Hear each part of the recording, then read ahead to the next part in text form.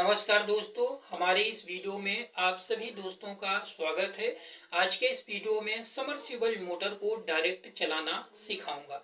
ये देखिए submersible motor है, यह स्टार्टर है। वैसे तो समरसीबल मोटर हर हमेशा स्टार्टर से चलती है और आपको स्टार्टर से चलाना भी चाहिए, लेकिन कभी कभार स्टार्टर आपका खराब हो गया, आपको मोटर चलाना इमरजेंसी है, तब आप इस तरह से कैपेसिटर जोड़ करके बगैर स्टार्टर का यदि मोटर को चलाते हैं तो उस प्रक्रिया को मोटर को डायरेक्ट चलाना कहा जाता है। मोटर को डायरेक्ट चलाने के लिए इस तरह से कैपेसिटर लेना है और केबल से जो 3 वायर बाहर निकले होते हैं, इन्हीं वायर में कैपेसिटर जोड़ करके करंट जोड़ देना है, सप्लाई दे देना है, मोटर चलने लगेगी इमरजेंसी में।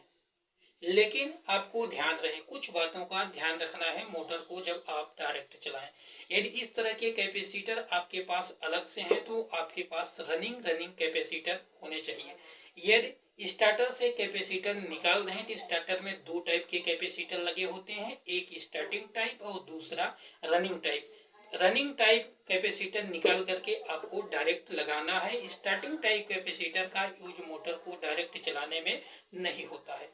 अब समस्या यहाँ ये आती है कि आप पहचानेंगे कैसे कौन सा रनिंग है और कौन सा स्टार्टिंग है। जिस कैपेसिटर के ऊपर, इसमें 2 टाइप के कैपेसिटर होते हैं, जिस कैपेसिटर के ऊपर 2 संख्या में MFD लिखी होती है, कैपेसिटर की पावर लिखी होती है, वह कैपेसिटर स्टार्टिंग कैपेसिटर होगा। जैसे कि 120 से 150 MFD या फिर 150 से 200 MFD या फिर 200 से 250 MFD, इस तरह से पावर लिखी हुई है, इसका म्यूअप लिखा हुआ है, वह कैपेसिटर स्टार्टिंग कैपेसिटर है। उस कैपेसिटर को मोटर को डायरेक्ट चलाने में यूज नहीं करना चाहिए। मोटर को डायरेक्ट चलाने में केवल रनिंग कैपेसिटर का यूज करना चाहिए, जिस कैपेसिटर के ऊपर एक संख्या में MFD लिखी होती है, जैसे कि 36 MFD, 50 MFD, 72 MFD, यह रनिंग कैपेसिटर है। इस टाइप के कैपेसिटर का यूज मोटर को डायरेक्ट चलाने में कर सकते हैं। अब इसका कनेक्शन कैसे करेंगे? इस तरह से रनिंग कैपेसिटर ले लेना है। केबल से 3 वायर बाहर निकले होते हैं, एक ब्लू वाला यानी कि नीला वाला कॉमन वाला, दूसरा येलो वाला स्टार्टिंग वाला यानी कि पीला वाला, तीसरा रेड यानी लाल वाला या रनिंग वाला।